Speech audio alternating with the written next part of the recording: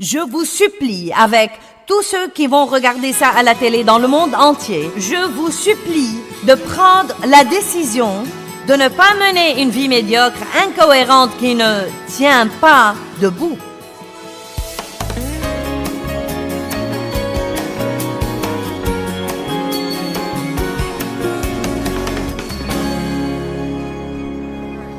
Un dimanche, un pasteur a prêché sur l'honnêteté.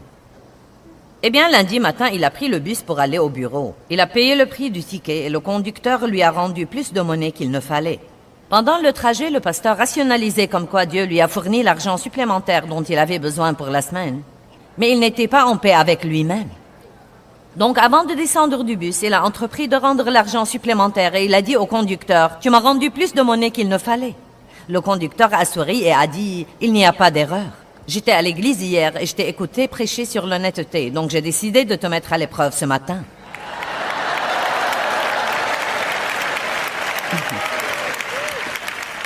Puis-je tout simplement vous dire que le monde nous observe?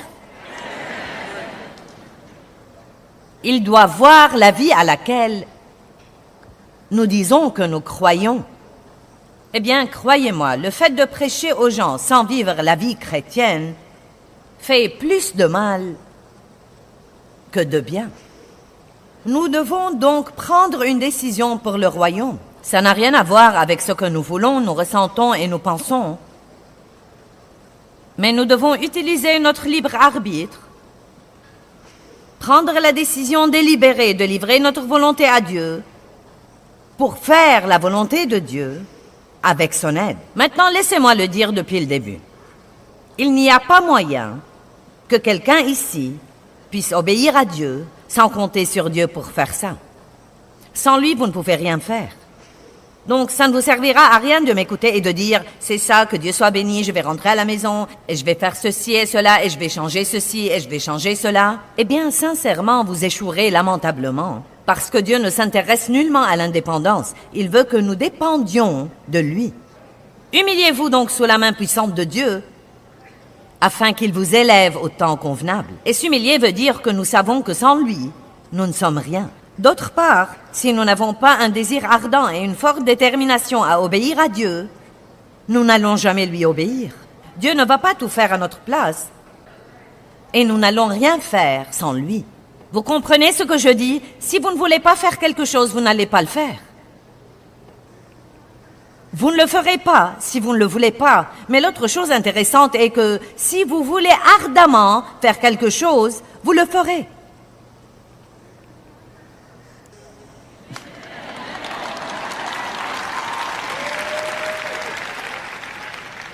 Vous savez quoi? Nous n'aimons pas admettre ça, hein? Car nous aimerions mieux dire « je n'y peux rien ». Mais je crois que si vous voulez sérieusement faire quelque chose, les gens se plaignent de leur temps tout le temps, mais vous faites de votre temps exactement ce que vous voulez faire de votre temps.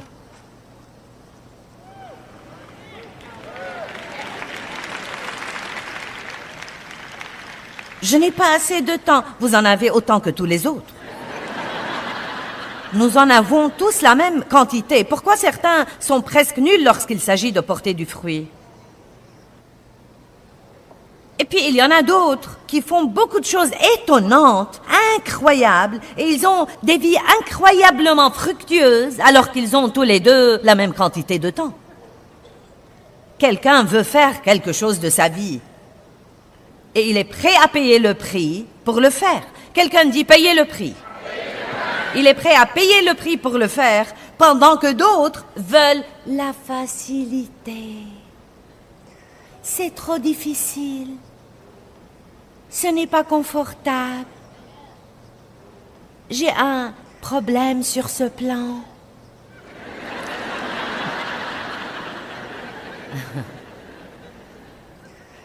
Oh, aide-moi, Jésus. Romains 12, 1. Je vous exhorte donc, frères, et je vous supplie, au nom de la miséricorde de Dieu, de faire une consécration décisive de vos corps. Donc Paul a dit, je vous supplie de prendre une décision.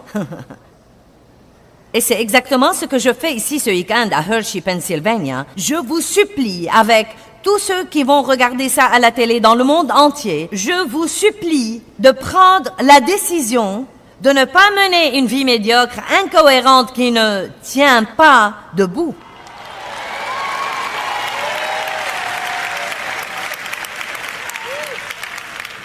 La première chose dont nous pourrions tous profiter serait de décider aujourd'hui, je ne vais plus trouver d'excuses. Je ne vais plus trouver d'excuses. Si je ne peux rien faire d'autre, je peux au moins prendre la responsabilité de mon gâchis. Ce n'est pas de ma faute si je n'étais pas ceci et si je n'étais pas cela, et si j'avais eu plus de ceci et plus de cela. Arrêtez de regarder ce que vous n'avez pas et regardez ce que vous avez. Peut-être que vous n'avez pas eu de parents qui vous aiment, mais Dieu est de votre côté maintenant. Peut-être qu'on a abusé de vous dans votre enfance, mais Dieu est prêt à vous guérir et à vous rétablir. Amen. Une jolie chose m'est arrivée cette semaine. Dieu me stupéfie. Il me stupéfie vraiment. J'ai terminé mes études au lycée en 1961 et mon père, évidemment, était très méchant. Il ne me laissait rien faire de ce que faisaient les autres enfants.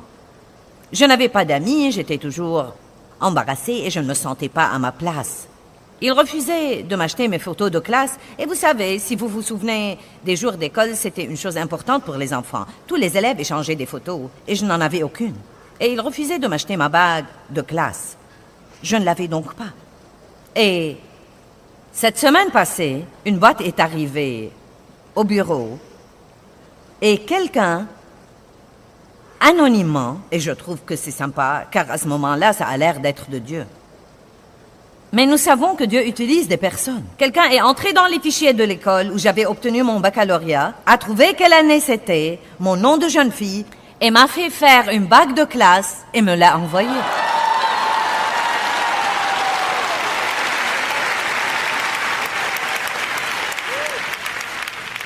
Mais sur cette bague de classe, il y a une Bible et une petite croix. 51 ans après avoir terminé mes études au lycée, Dieu a racheté ce que le diable a essayé de me voler.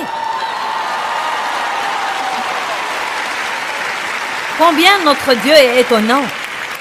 Donc nous devons toujours regarder ce que Dieu peut faire pour nous et non seulement regarder à ce qui nous a été fait. Combien d'entre vous comprennent aujourd'hui que tout ce que Dieu nous dit de faire ou de ne pas faire et qui est écrit dans ce livre est pour notre bien? Je veux que vous compreniez que notre obéissance ne change rien pour Dieu. Elle ne va pas lui améliorer la vie. Oui, le royaume s'accroîtra si nous obéissons à Dieu, mais vous savez, voilà la vérité. Si vous ne laissez pas Dieu vous utiliser, il trouvera quelqu'un d'autre. Non, mais croyez-moi, Dieu ne sera pas incapable de faire quelque chose parce que nous refusons d'obéir. Il trouvera quelqu'un d'autre. S'il doit chercher parmi 1000 personnes, il trouvera quelqu'un pour faire la chose qu'il vous a demandé de faire et que vous n'étiez pas prêt à faire. Je ne sais pas ce que vous en pensez, mais moi, je veux m'impliquer dans tout ce que Dieu fait dans le monde aujourd'hui. Je veux faire partie de ce que fait Dieu. Je ne veux pas gaspiller ma vie. Donc Paul a dit, écoutez, je vous supplie, au nom de la miséricorde de Dieu, de faire une consécration absolue de vos corps. Romains 12:1, finissons de le lire.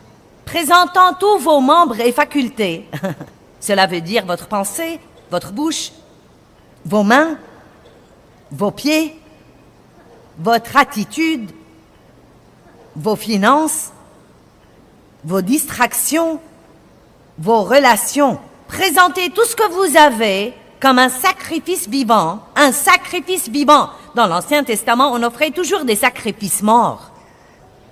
Dieu ne s'intéresse pas aux sacrifices morts. Il veut un sacrifice vivant. Saint, consacré et agréable à Dieu, qui est votre service rationnel, raisonnable, intelligent et votre culte spirituel. Et j'aime la façon dont Paul le dit. Et il dit, et ne vous comportez pas comme si c'était trop. C'est la chose la plus raisonnable à faire. Donnez le tout. J'ai dit hier soir que bien des fois nous sortons avec Jésus. Ce que nous devons faire, c'est de nous engager complètement. Amen? Donc engagez-vous complètement. Maintenant, Dieu ne cherche pas les sacrifices. Il cherche l'obéissance. Allons à 1 Samuel chapitre 15. Nous allons faire une petite étude ce matin en utilisant le roi Saul comme exemple. D'abord, Dieu n'a jamais voulu que son peuple ait un roi. Il voulait être leur roi. Mais ils ont insisté et persisté, et donc il leur a donné un roi. Il a trouvé Saul. Il a envoyé Samuel le prophète pour l'oindre roi sur Israël. Et au début, Saul avait une très humble attitude. Il était peu de choses à ses propres yeux. Mais il paraît que quand Dieu commence à utiliser les gens, ou quand de grandes choses commencent à arriver dans leur vie, quand ils sont bénis, c'est difficile de rester humble. Nous commençons à nous en attribuer le mérite. Et « Oh, je suis si grand, je suis meilleur que tous les autres, et donc ça me donne le droit de maltraiter tous les autres. » Et à ce moment-là, Dieu ne laisse pas cette personne garder ce qu'il voulait qu'elle ait. L'œil n'a point vu ce que Dieu pourrait faire par quelqu'un qui lui attribuerait tout le mérite de ce qu'il fait. Verset 1. Samuel dit à Saul, « C'est moi que le Seigneur a envoyé pour t'oindre comme roi sur son peuple Israël. » Oindre, oindre. Je vais en fait vous parler ce soir de l'onction, car nous n'entendons plus en parler assez. Il y a une bonne trentaine d'années, quand j'ai commencé à prêcher, c'était tout ce dont on parlait, l'onction, l'onction, l'onction. Non mais nous entendions parler de l'onction tout le temps. Nous ferions mieux de compter sur l'onction et de protéger l'onction sur notre vie, et non pas compter sur nos plans astucieux. Amen. Dans ce soir, je vais vous parler de l'onction, qui est la puissance de Dieu dans notre vie, et comment l'obéissance ou la désobéissance l'affecte. Il n'y a rien que vous puissiez avoir dans votre vie qui soit plus précieux pour vous que l'onction du Saint-Esprit. Rien. Absolument rien. Nous avons vécu des moments spéciaux ce matin pendant notre adoration. Une petite mesure supplémentaire de la présence de Dieu et de son onction. Je ne dois même pas prendre la peine de vous l'expliquer. Vous avez tous senti que Dieu était ici. Et quand cela arrive, des choses étonnantes se produisent. Nous sommes rafraîchis, nous sommes fortifiés, nous avons l'espérance, nous croyons.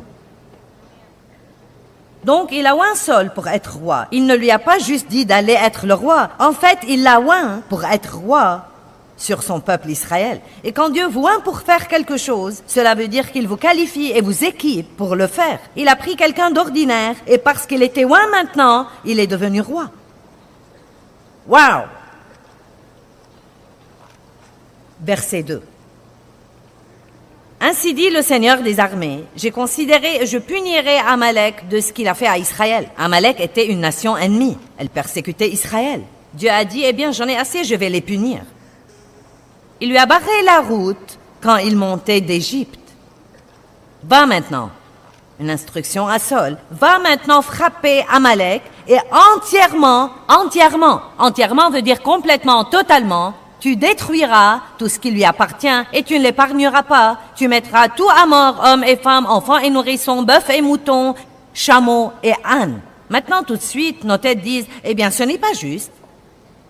Ce n'est pas bien. Ça n'a aucun sens. Pourquoi Dieu ferait-il ça? Ce n'est pas à nous de mettre en doute ce que fait Dieu. Nous devons croire au-delà de la raison que tout ce que Dieu fait, finalement, est pour une bonne raison. Et écoutez-moi, il n'y a pas zéro et pas d'injustice en Dieu. Aucune, absolument pas d'injustice en Dieu. Ce n'est pas parce que je ne le comprends pas que Dieu n'a pas le droit de faire ça.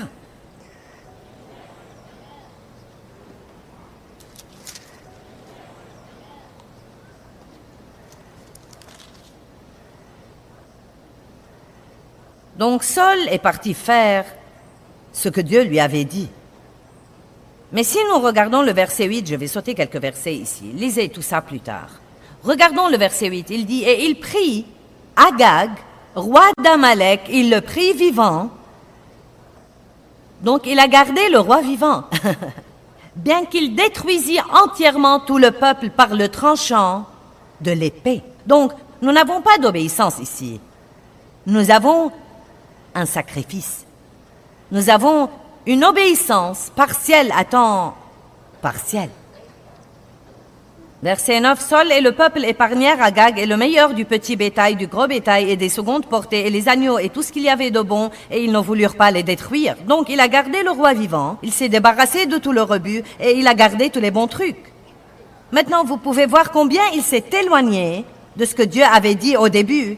Va et détruis entièrement dans ce pays méchant, démoniaque qui adore les idoles. Je veux que tu n'aies rien à faire avec ça. Et la parole du Seigneur vint à Samuel disant, je me repens d'avoir fait de Saül un roi. Oh, croyez-moi, je prie de tout mon cœur que Dieu ne dise jamais, je me repens d'avoir laissé Joyce diriger ce ministère. Quelle chose horrible et tragique ce serait. Vous vous rendez compte combien ces mots sont tristes? Je me repens d'avoir donné à Saül l'occasion que je lui ai donnée. Car il s'est détourné de moi et il n'a pas mis à exécution mes paroles.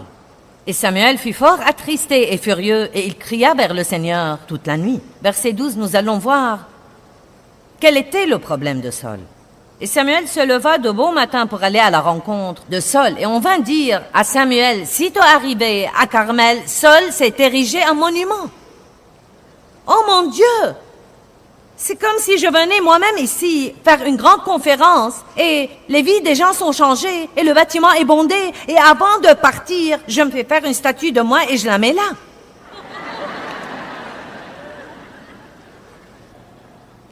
Maintenant, si je faisais ça, vous croiriez tous que j'ai totalement, complètement perdu la raison.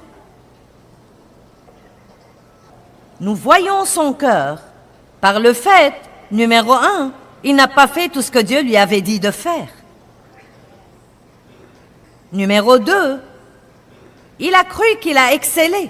Ce qu'il a fait était terrible, mais il a cru qu'il a excellé et il a érigé un monument pour lui.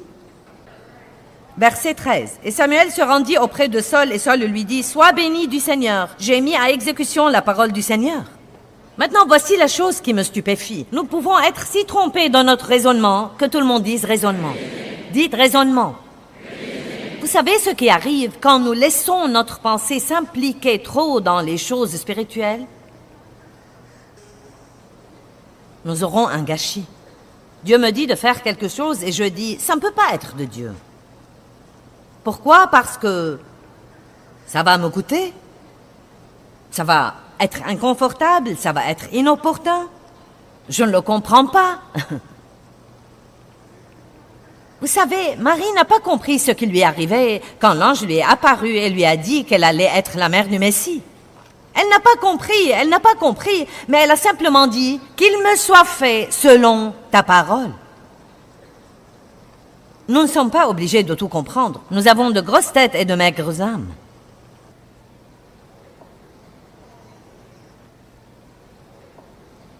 J'ai mis à exécution la parole du Seigneur. Verset 14, et Samuel dit, « Quel est donc ce bêlement de brebis à mes oreilles et ce beuglement de bœuf ?»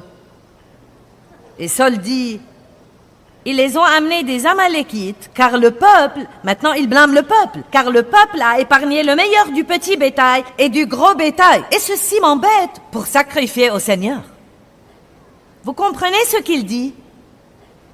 Je les ai gardés pour pouvoir offrir ce sacrifice à Dieu. Combien ce truc est stupide. Ce n'est pas ce que je t'ai dit de faire, je t'ai dit de t'en débarrasser. Je ne t'ai pas dit de les garder et de me les offrir ensuite comme si tu faisais quelque chose de grand. Je t'ai dit de t'en débarrasser. Saül a raisonné pour ne pas faire tout ce que Dieu lui a dit de faire. Il a regardé tous ces bons trucs et il a pensé, je dois trouver une bonne raison pour garder ça. Je sais ce que je ferai. Je l'utiliserai pour offrir des sacrifices à Dieu. Je peux vous dire tout de suite qu'il n'avait pas plus l'intention d'offrir tout ça à Dieu en sacrifice qu'un homme sur la lune. Il avait l'intention de l'utiliser et de le garder. Et ensuite, ça continue. Il continue à argumenter. Oui, j'ai obéi à la voix du Seigneur. Samuel lui dit, non, tu n'as pas obéi. Verset 22, nous le voyons finalement. Samuel dit, le Seigneur aime-t-il les holocaustes et les sacrifices autant que l'obéissance à la parole du Seigneur? Non, l'obéissance est préférable au sacrifice et l'observation de sa parole à la graisse des béliers. À quel point êtes-vous obéissant? Êtes-vous complètement obéissant à Dieu? Complètement obéissant quand Dieu vous demande de faire quelque chose? Avez-vous fait rapidement et promptement tout ce qu'il vous a demandé de faire aujourd'hui? Ou êtes-vous toujours là où était Saul, là où vous ne voulez pas être carrément désobéissant, mais vous donnez juste une petite obéissance partielle? Un autre exemple, quand Dieu m'a d'abord appelé à enseigner, j'avais 3 enfants à l'époque, maintenant j'en ai 4. Je n'avais pas le temps d'étudier ou de me préparer pour le ministère. Et je croyais que j'étais folle de toute façon de croire que je serais dans le ministère, mais j'avais ce désir dans mon cœur. Et je donnais une étude de Bible à la maison, mais j'avais un tel désir d'étudier. Dave travaillait à plein temps, je travaillais à plein temps, j'avais un très bon travail. Mon essence était payée par la société et nous n'avions pas de difficultés financières. Vous savez, nous n'étions pas terriblement riches, mais nos besoins étaient satisfaits. Nous pouvions faire ce que nous voulions. Et Dieu s'est occupé de moi pour quitter mon travail, pour me fier à lui pour mes finances, et pour être à la maison, pour pouvoir commencer à vraiment étudier la parole et vraiment me préparer pour ce ministère que je croyais que j'allais avoir. Ainsi, donc, une partie de moi disait « tu es dingue » et l'autre partie disait « vous savez, allez-y, fonce ». Donc, Dieu m'a parlé dans mon esprit et le diable me martelait la tête. Quelqu'un sait où j'en étais quand je parle de ça? C'est pourquoi, si vous allez être mené par l'esprit, il va falloir prendre quelques risques. Il va falloir prendre le risque d'avoir tort parfois pour devoir découvrir si vous avez raison. Soyez hardi et courageux. Quand je reviens sur le passé et je réalise ce que j'ai fait et à quel point c'était mal vu, je me sens complètement stupéfiée d'avoir eu le courage de faire ça. Et je sais que c'était la grâce de Dieu sur ma vie. Et si je n'avais pas fait ça, je ne serais pas ici aujourd'hui pour vous raconter mon histoire et essayer de vous aider. Quand j'ai commencé à enseigner la parole, c'était mal vu que les femmes fassent ce que je faisais. Tout le monde croyait que j'ai perdu la raison à part une poignée de gens. Non, mais je pouvais les compter sur les doigts d'une main. Donc, quand Dieu a commencé à s'occuper de moi pour quitter mon travail, j'avais peur de le quitter parce que nous n'allions pas avoir assez d'argent pour payer nos factures. Chaque mois, il nous manquait $40 pour payer nos factures, ce qui veut dire que je devais vraiment me fier à Dieu. Mais la première chose que j'ai faite n'était pas « Oh oui, Seigneur » et quitter mon travail. Tout d'abord, j'ai gardé mon travail pendant longtemps et j'étais si malheureuse, je ne pouvais plus le supporter. Ensuite, j'ai quitté mon travail et j'ai pris un travail à temps partiel. C'est si symptomatique de ce dont je parle ici. Je faisais confiance à Dieu, je faisais ce que Dieu me disait de faire. J'allais avoir 2 jours par semaine pour étudier, mais j'allais toujours avoir assez d'argent pour m'occuper de moi.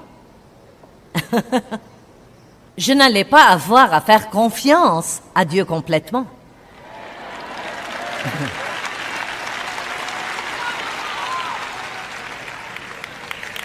Allez, n'abandonnez pas. Dans les années difficiles, obéissez à Dieu. Comme je l'ai déjà mentionné aujourd'hui, Romains 12 nous apprend à nous offrir à Dieu. Et c'est quelque chose que nous seuls pouvons faire, nous offrir comme un sacrifice vivant. Vous savez, je crois que marcher dans la volonté de Dieu nous coûtera un peu. Vous savez, nous n'aimerions peut-être pas exactement tout ce que Dieu veut que nous fassions, mais nous pouvons avoir le savoir intérieur que ça travaillera pour notre bien. Une des choses qui m'ont vraiment aidé beaucoup de fois, c'est de comprendre que tout ce que Dieu me demande de faire, ou me demande de ne pas faire, il n'essaye jamais de rendre les choses difficiles pour moi et de m'enlever quoi que ce soit. Dieu ne veut essentiellement que le mieux pour chacun de nous. Donc, suivre le plan de Dieu pour nous travaille toujours pour notre bien. Et vous savez quelle est la bonne nouvelle? Le Seigneur nous aidera même à faire la chose qu'il nous demande de faire. Quelqu'un pourrait vous demander de faire quelque chose pour lui, mais il ne vous aide pas. Mais Dieu envoie son Saint-Esprit pour nous aider à lui obéir. Donc, quand vous luttez avec quelque chose, tout ce que vous devez dire, c'est « Dieu, aide-moi. Je compte sur toi, je m'appuie sur toi, je ne peux pas faire ça sans toi. » Et à ce moment-là, vous pourrez voir Dieu travailler par vous. N'oubliez pas, Jean 15,5 dit que sans lui, nous ne pouvons rien faire.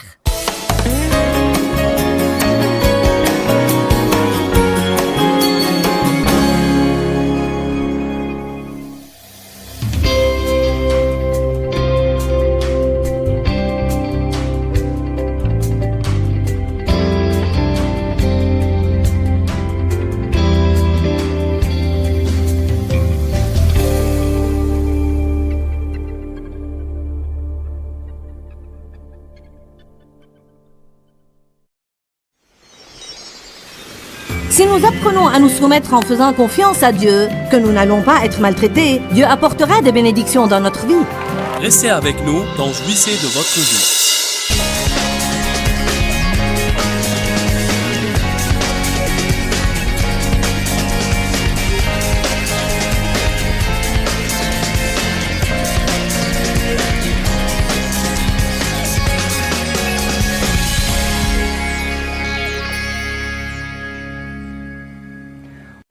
Dieu traitait vraiment avec moi au sujet d'être plus soumise à Dave et de lui parler sur un autre ton.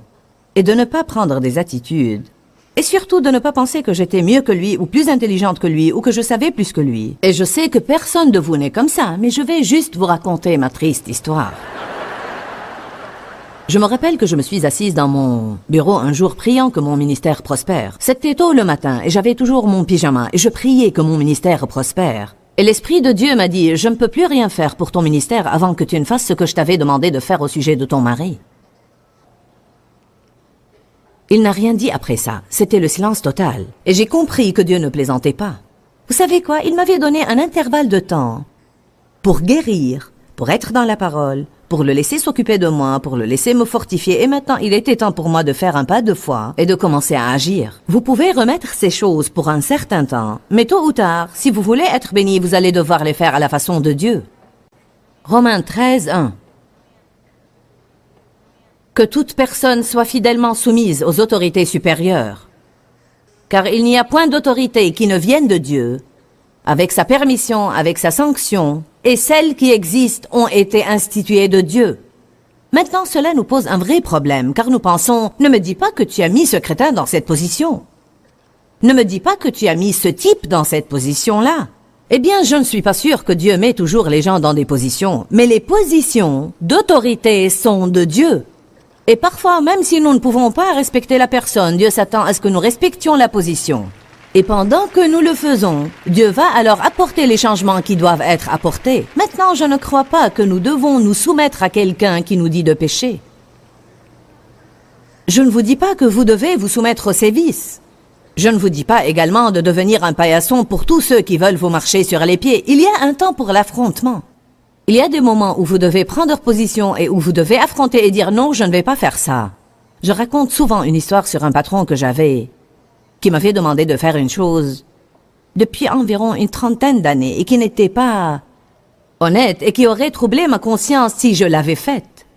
En fait, il voulait que je dise à un client à qui nous devions de l'argent que nous ne lui devions pas cet argent, alors que je savais qu'on le lui devait. Quand il m'a demandé de faire ça, je suis rentrée chez moi et j'étais tourmentée toute la nuit. Et l'Esprit de Dieu me disait tout le temps, tu ne peux pas faire ça, tu ne peux pas faire ça, tu ne peux pas faire ça. Mais je ne voulais pas perdre mon travail. Je ne voulais pas revenir au travail et dire, je suis désolée, mais je ne peux pas vous aider à faire ça. Dieu m'a donné la grâce de revenir le lendemain et lui dire, je ne peux pas faire ça. Je sais que vous ne pensez pas comme je pense, je suis une chrétienne. Et je ne me sens pas capable de faire ça. Je sens comme si je volais l'argent de cette personne. Désolée, mais je ne peux pas le faire. Je ne veux pas perdre mon travail, mais même si je dois le perdre, je dois faire ce que je crois être correct. J'ai senti que j'allais être renvoyée ce jour-là, mais à la fin de la journée, il m'a dit « Eh bien, envoie un chèque à ces gens, retourne-leur leur argent. » J'ai fini par être honorée dans ce travail. Je n'arrêtais pas d'être promue et promue et promue, jusqu'à ce que personne dans le bureau n'avait plus d'autorité que moi, hormis le propriétaire. Je vous le dis, si vous faites les choses à la façon de Dieu, il va vous bénir. Maintenant, dans ce cas, je devais ne pas me soumettre à mon patron, car sinon j'aurais dû aller à l'encontre de l'autorité de Dieu pour le faire. Amen? Oui, il y a un moment où nous devons tenir tête aux choses, mais vous savez, la plupart des choses, maintenant écoutez-moi et soyez honnêtes, la plupart des choses pour lesquelles nous faisons une histoire ne sont pas vraiment dues à ce que quelqu'un nous maltraite.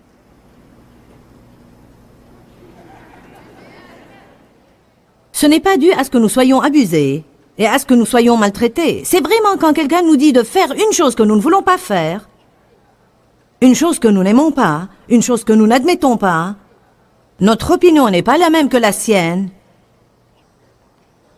et nous devons apprendre à rester calmes et à dire « Dieu, si cette chose n'est pas ce que tu veux, tu peux la changer.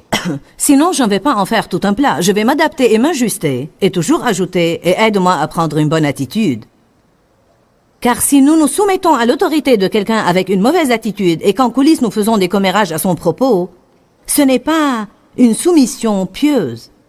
L'autorité est de Dieu. Pouvez-vous le dire tous? Romains 13:2, c'est pourquoi celui qui résiste et se dresse contre l'autorité résiste à ce que Dieu a établi et organisé par un ordre divin. Dites ordre divin. Voyez, l'autorité est un ordre divin. Peter Marshall est venu nous aider ce week-end dans notre conférence et il a son propre ministère. Et dans son ministère, il est le patron. Mais quand il vient ici, nous lui demandons de faire certaines choses et de ne pas faire autre chose. Par exemple, de respecter une certaine limite de temps ce matin. J'étais très contente de voir qu'il avait consulté sa montre plusieurs fois pour veiller à ne pas dépasser le temps que nous lui avons attribué. Vous savez quoi? S'il avait dépassé le temps que nous lui avions attribué, nous ne l'aurions pas invité de nouveau.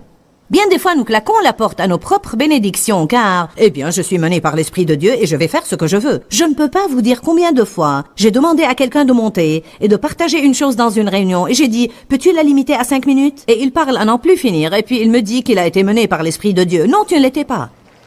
Car Dieu m'a désigné responsable de la réunion. Et il ne va pas me désigner responsable de la réunion et puis te dire d'aller à l'encontre de ce que je t'ai dit de faire. Allez, ça vaut plus que ça.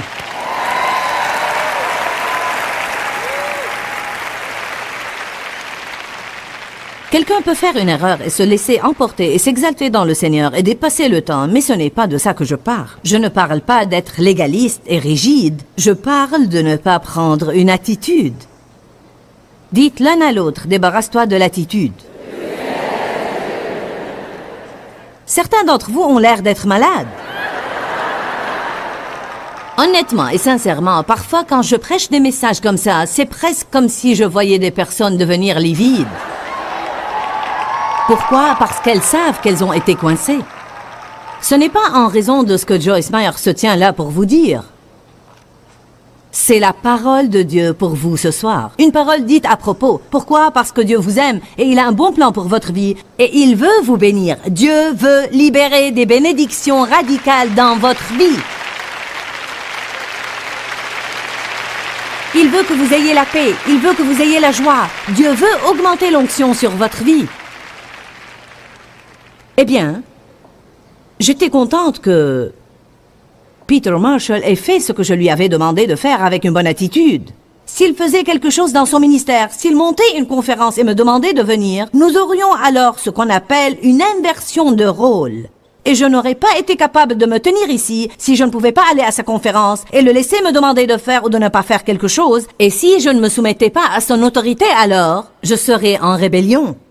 Vous pouvez être dans un endroit et occuper un poste de responsabilité et vous pouvez aller ailleurs et avoir rapidement à vous ajuster, à vous soumettre et nous devons apprendre à faire ça. Nous devons arriver à un point. Watchman, il dit chaque croyant doit être capable d'entrer dans un immeuble, d'entrer dans une chambre et la première chose qu'il doit faire, dit-il, c'est de localiser dans son esprit qui est le responsable dans cette chambre et de prendre immédiatement une décision. Je vais me placer sous son autorité. Nous ne comprenons pas qu'il y ait un filet de sécurité pour nous lorsque nous nous soumettons. Si nous apprenons à nous soumettre en faisant confiance à Dieu, que nous n'allons pas être maltraités, Dieu apportera des bénédictions dans notre vie.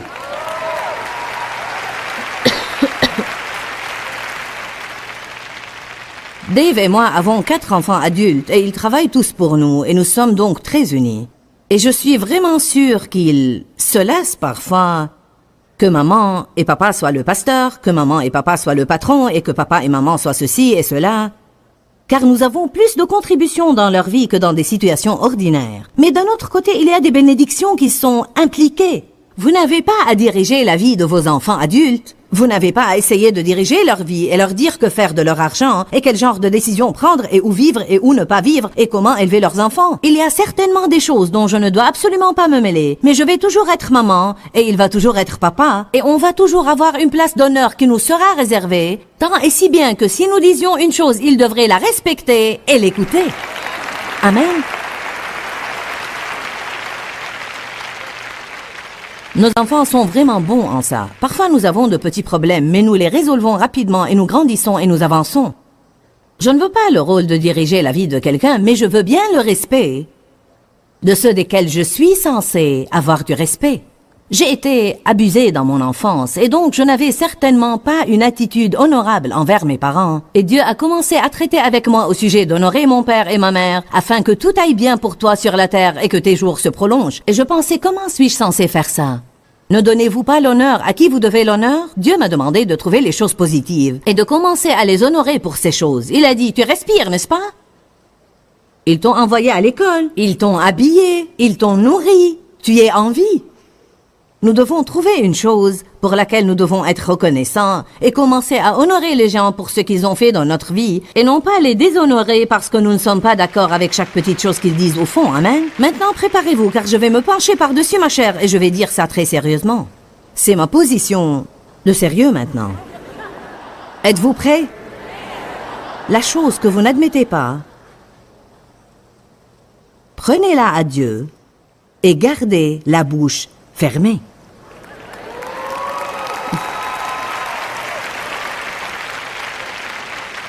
Ce dont je parle ce soir est probablement une des choses les plus difficiles que n'importe quelle personne puisse apprendre à faire, surtout pour quelqu'un qui a n'importe quelle sorte de rigueur dans sa personnalité. Croyez-moi, j'ai une triple mesure de rigueur. J'ai une opinion définie. Une opinion absolument définie à propos de tout. Amen. J'ai une belle-fille qui est vraiment accommodante, et ma secrétaire est vraiment accommodante, et j'ai un beau-fils qui est vraiment accommodant. Et vous leur dites, où aimeriez-vous manger? Oh, peu importe. Moi, ça m'importe où je vais manger. Je sais exactement où je veux aller. Et si vous ne voulez pas aller là où je veux aller, alors je vais y aller toute seule. Car j'ai des endroits où j'aime manger. Ils font le café de la façon que j'aime, et ils ont la salade que j'aime, et ils ont le poisson que j'aime. Et Dave va dire, je préfère ne pas y aller ce soir, et ma chair fait ouh. Mais Dieu merci, je ne marche plus selon la chair. Amen. Par la grâce et la miséricorde de Dieu, je marche selon l'esprit. Même prendre une gentille attitude soumise envers une chose pareille était difficile pour moi. Si j'ai pu apprendre à être soumise, tout le monde peut apprendre à être soumis. Vous n'avez même pas besoin d'être d'accord.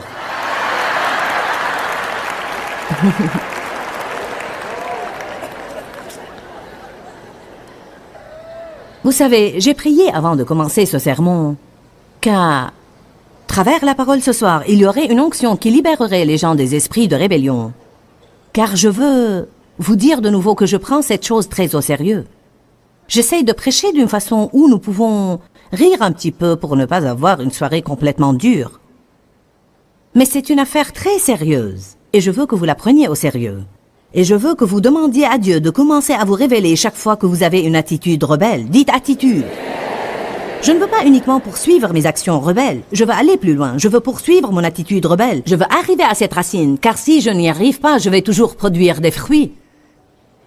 Allez maintenant. Si je n'arrive pas à cette mauvaise racine dans ma vie, je vais alors toujours avoir de mauvais fruits. Amen. Alléluia. Romains 13, 2. C'est pourquoi celui qui résiste et se dresse contre les autorités résiste à ce que Dieu a établi et organisé par ordre divin. Et ceux qui résistent attireront une condamnation sur eux-mêmes, recevant la sanction qu'ils méritent. Car les autorités civiles ne sont pas à redouter pour les gens qui ont de bonnes actions. Veux-tu ne pas craindre celui qui a de l'autorité? Alors fais le bien, et tu recevras son approbation et ses éloges. Car il est serviteur de Dieu pour ton bien. Mais si tu fais le mal, alors tu dois le craindre, car ce n'est pas en vain qu'il met et porte l'épée. Il est serviteur de Dieu pour exercer sa vengeance sur celui qui fait le mal. Verset 5. Il est donc nécessaire d'être soumis à l'autorité, non seulement pour éviter la colère de Dieu et échapper à la punition, mais encore comme une question de principe et pour la conscience. Je vais lire ça de nouveau. Il est donc nécessaire d'être soumis à l'autorité, non seulement pour éviter, numéro 1, la colère de Dieu, numéro 2, échapper à la punition, mais encore comme une question de principe chrétien, nous devons nous soumettre à l'autorité. Et deuxièmement, c'est une question de conscience. Je crois que lorsque nous avons une attitude rebelle, elle tourmente notre conscience. Notre conscience porte la marque de la flétrissure et nous la dissimulons. J'ai raison, et gna gna gna gna gna gna gna gna gna. Et je ne vais laisser absolument personne me marcher sur les pieds. Mon opinion est aussi bonne que la tienne. Je suis aussi bien que toi. Toute cette camelote que nous pensons. Allez, ne me regardez pas comme si vous regardiez un trou vide là-haut. Amen.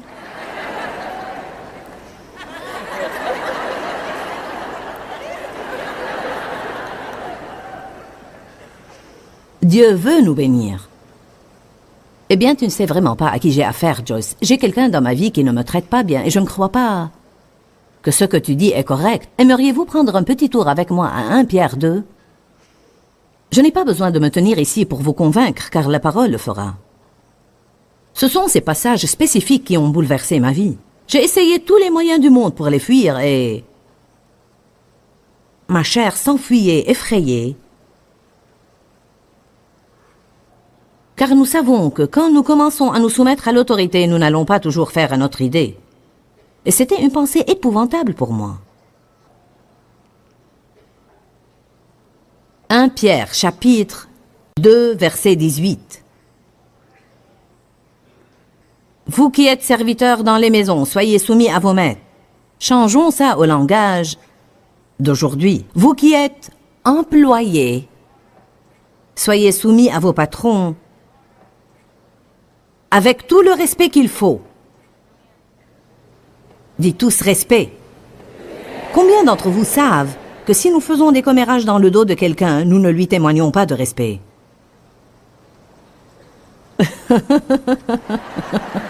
J'ai quelqu'un ici dans cette section qui avait besoin de ça, n'est-ce pas?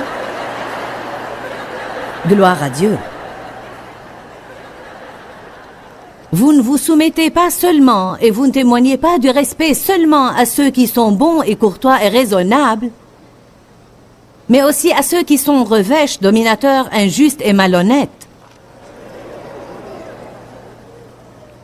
Pour être franche avec vous, il m'est difficile de croire que le Saint-Esprit ait inspiré quelqu'un pour écrire ça.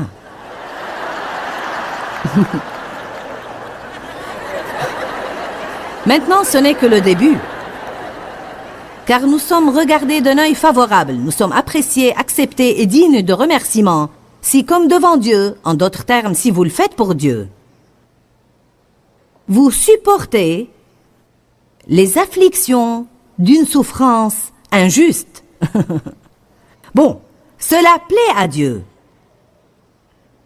C'est une grâce auprès de Dieu, quand par égard pour Dieu, je suis prête à supporter l'affliction d'une souffrance injuste avec une bonne attitude, ce qui veut toujours dire garder ma bouche fermée.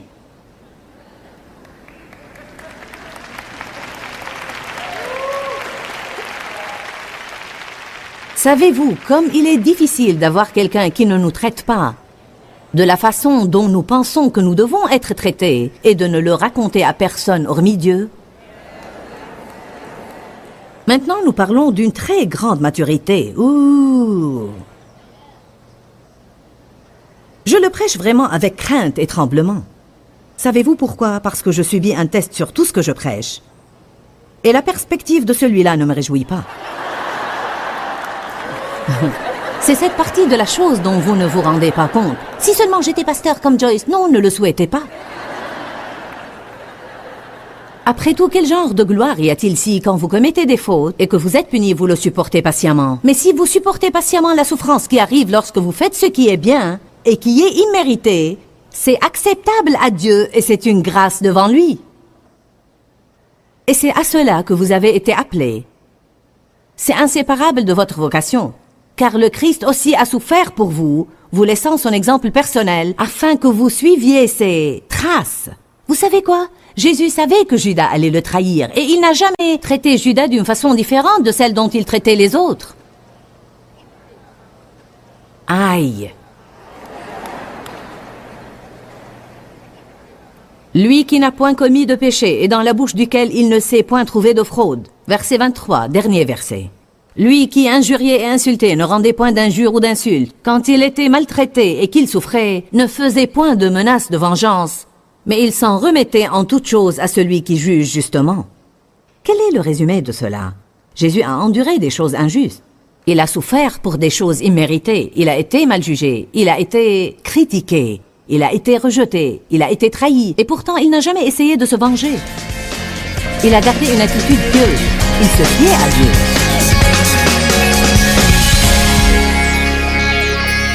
Il n'y a pas beaucoup de gens qui aiment avoir quelqu'un leur dire ce qu'ils doivent faire. Mais si nous voulons vivre sous l'onction de Dieu, nous devons nous soumettre à l'autorité avec un bon cœur et une bonne attitude.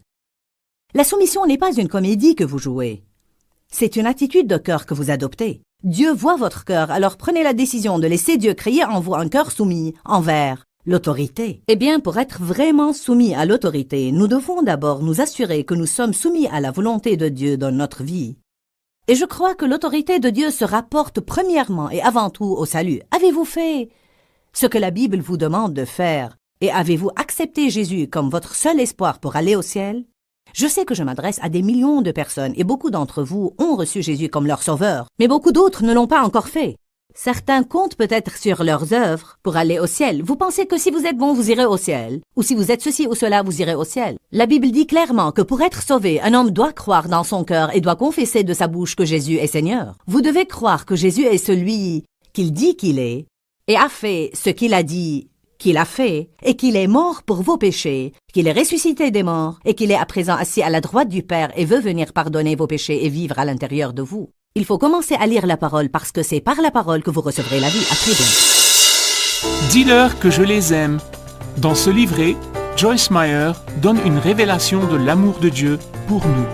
Pour obtenir ce livret gratuitement, écrivez-nous à Joyce Meyer, boîte postale 40095-6300 Larnaca, Chypre. Ou bien visitez notre site web www.joycemeyer.org/fr.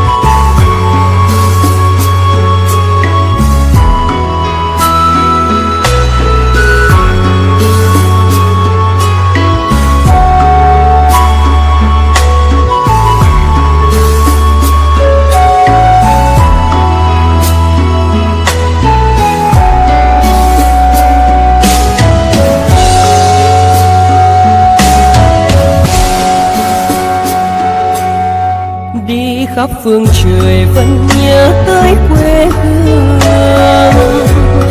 Người về đây thăm làng trù quê mẹ và làng sen quê cha, xúc động vui